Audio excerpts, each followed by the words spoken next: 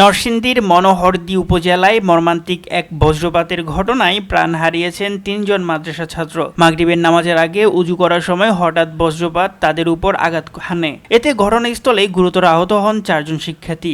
পরে হাসপাতালে নেওয়া হলে ৩ জনকে মৃত ঘোষণা করেন চিকিৎসকরা।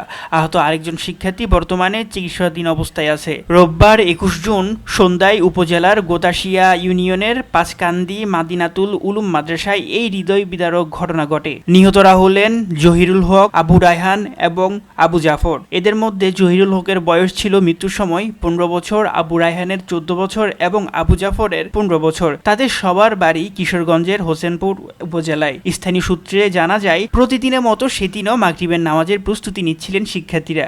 কয়েকজন ছাত্র মাদ্রাসার অজুখানায় অজু করছিল। এই সময় হঠাৎ মেঘ জমে আকাশে, আবহাওয়া খারাপ হয়ে ওঠে।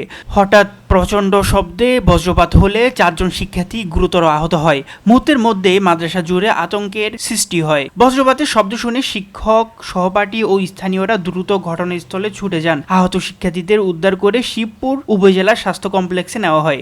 সেখানে কর্তব্যরত চিকিৎসক ৩ শিক্ষার্থীকে মৃত ঘোষণা করেন।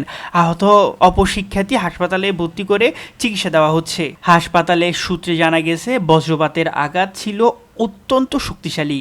চিকিৎসকরা সর্বোচ্চ চেষ্টা করলেও ৩ শিক্ষার্থীর জীবন রক্ষা করা সম্ভব হয়নি। এছাড়া মনোহরদী থানা পুলিশ জানিয়েছে, ঘটনাটি বজ্রপাতজনিত দুর্ঘটনা। মরদেহগুলো হাসপাতালের হেফাজতে রাখা হয়েছে এবং প্রয়োজনীয় আইনগত প্রক্রিয়া সম্পন্ন করা হচ্ছে।